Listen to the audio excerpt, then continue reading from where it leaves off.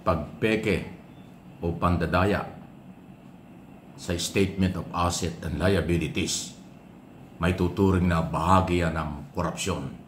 Dapat kasuhan ang kahit sino sa ating gobyerno. Sang-ayon ba kayo dyan? Yan po yung aking panawagan at paniniwala. Kasi ang pagdideklara ng Statement of Asset and Liabilities o SALN ay mandatory na aayon sa ating batas. Obligasyon yan sa mga kawani at opisyal ng pamahalaan. Elected o appointed, yan po ay every year dapat ginagawa. Ang purpose ng SALN ay para malaman kung ano ang iyong asset at liabilities habang ikaw ay nasa gobyerno taon-taon. Pag ang SALN mo o asset mo biglang lumaki, posibleng yan ay illegal, korupsyon, bawal yan, dapat kang imbestigahan. Yun po yun eh. Ngayon, kung dadayain at hindi idideklara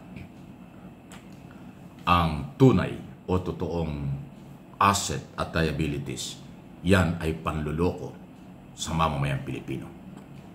Kasi hindi naman ang gobyerno ang dapat makaalam ng SALN ng sino mang opisyal ng pamahalaan. Dapat ang mamamayang Pilipino. Dapat nga yan isinasa publiko.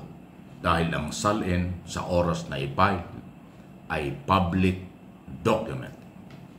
So, dapat alam ng taong bayan. Dapat may access ang taong bayan, lalo na ang media, para malaman kung ano ang kayamanan, ano ang naging buhay ng isang government official. At para po sa inyong kaalaman, pag sinabing Statement of Asset and Liabilities, lahat idideklara mo. Magkano ang pera mo sa bangko, magkano ang halaga ng mga property mo, halimbawa house in lot, ilan ang bahay mo, may malawak ka bang mga lupain, ano ba ang, kung meron kang negosyo na pinagkakakitaan kahit bawal, kasamang idideklara yan. Kotse, lahat ng personal na gamit tulad ng mga alahas, yan po yun na dapat mong ideklara. Magkano ang cash mo sa mga bangko kung saan, at doon naman sa liabilities, idideklara mo lahat. Kung nag-loan ka, magkano ang loan mo, magkano ang utang mo sa mga bangko kung kahit kanino. Kaya nga Statement of Asset and Liabilities. At alam ba nyo, dyan pala sa SALN, hindi lang yung nagtatrabaho sa gobyerno ang dapat mong isali sa SALN. Kung may pamilya ka, asawa mo, isasama mo pala yun. Kung magkano asset din ng asawa mo. Kung ano man yung merong kayong mag-asawa. O anak mo, basta kasama mo sa isang bahay. Kasama ng isang government official na i-declare mo ang asset ng buong pamilyang kasama mo sa bahay. Asawa at anak mo. Ganon pala yun. Kaya yung ibang mga senador karamihan nakakaduda. Napakaliliit ng kanilang mga dineklara. Lalo pa yung wala pang 20 million. Ibig sabihin, wala kayong bahay dito sa Metro Manila. Ay dito sa Metro Manila, hindi pwede ang wala kang mabibiling bahay na 20 million. Lalo na ho kung malalaking lote at malalaking bahay sa mga private subdivision. 50 million pinakamahina yan. Conforme sa laki ng bahay at lote. So, ibig sabihin, mga senador, walang ganon. Kalokohan, di ba?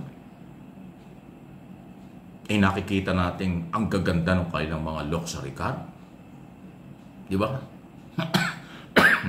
Ang gaganda ng kanilang sinusuot na mga alahas at mga relo na halos araw-araw iba-iba ang sinusuot na mamahaling relo. Puro milyon ang halaga niya. Bakit hindi nila sinali sa SALN? So, pandadaya yun, panluloko yun. Ay isa lang SUV. Hindi naman pangkaraniwang SUV ang ginagamit ng senador o congressman o government official. Kadalasan talagang matindi. 10 million, 15 million, 6 million ang halaga ng mga luxury car na kailang ginagamit. Oh, kung meron kang dalawa niyan, Tapos ang iyong diniklara ay 18 million, 20 million, ay kalokohan. Yung nagdeklara ng 1 billion, kalahating billion, 300 million, 200 million, okay lang yun.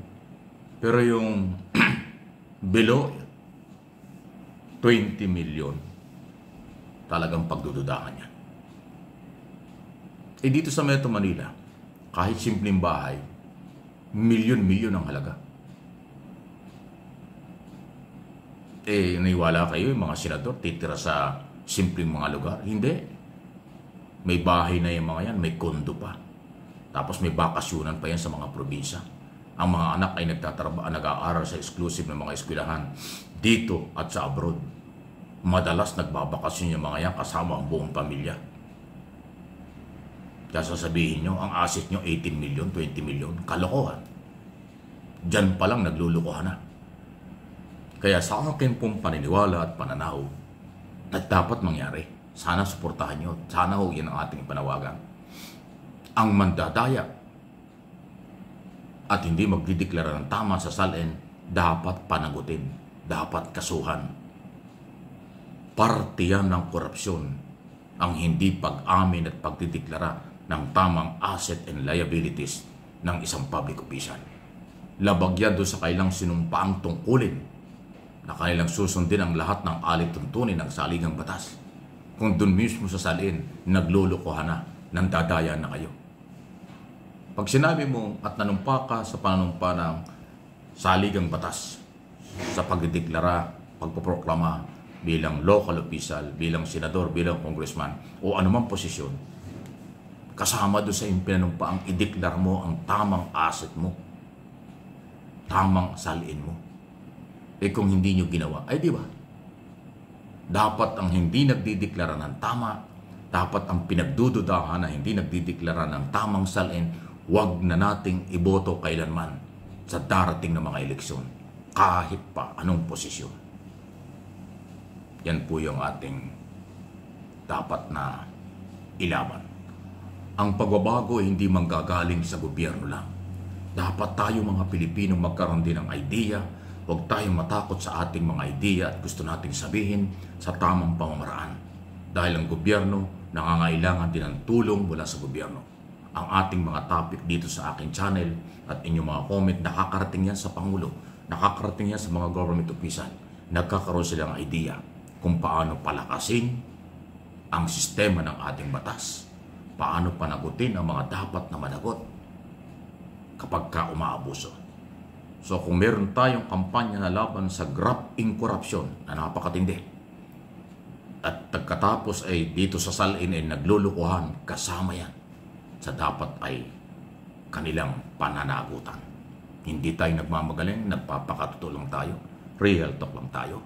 Yung mga kukontra, baka antay Marcos o wala lang masabi, o mga troll, wala yan, garbage yan.